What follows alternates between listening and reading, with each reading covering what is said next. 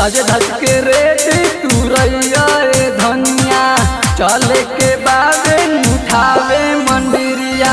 सज धज के रेट तू रैया धनिया चले के बाद उठावे मंदिरिया। माई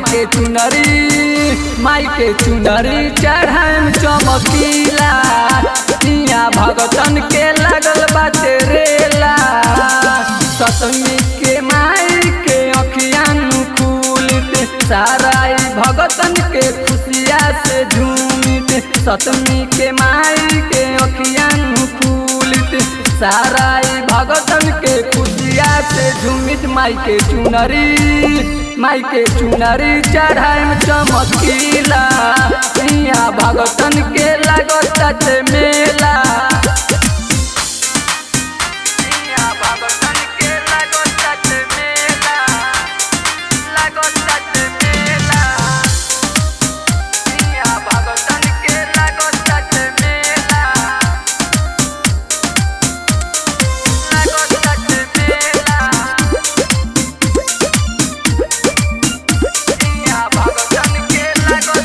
चल रानी तोहरा के मेला हम घुमा दी, तोहरा के चाट और चौमिन खिया दी।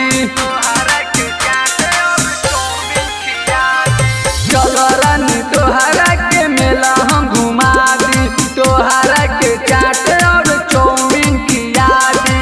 माई के होता पूजा पाठवा भगत बोले लगाए कारवा, भगत बोले लगाए कारवा। पंडित जी शंख बजावत बारे, पंडित जी शंख बजावत बारे। संजिया के हवन करावत बारे। माई के चुनरी चढ़ाएम चमकीला इहाँ भगतन के लागल बाटे रेला।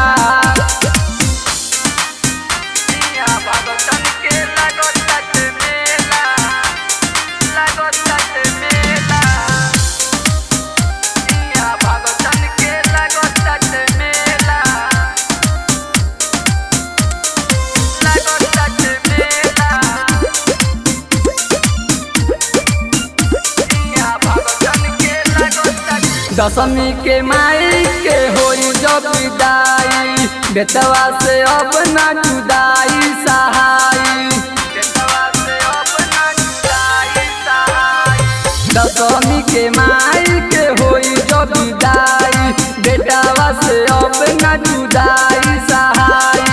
जटारू आचरा छोड़ाई के कैसे रहब हम भुलाई के, कैसे हम रहब भुलाई के।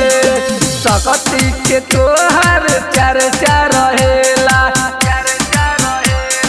सकती के तोहर चर्चा रहेला। पल्लुए माई कैसे खेला।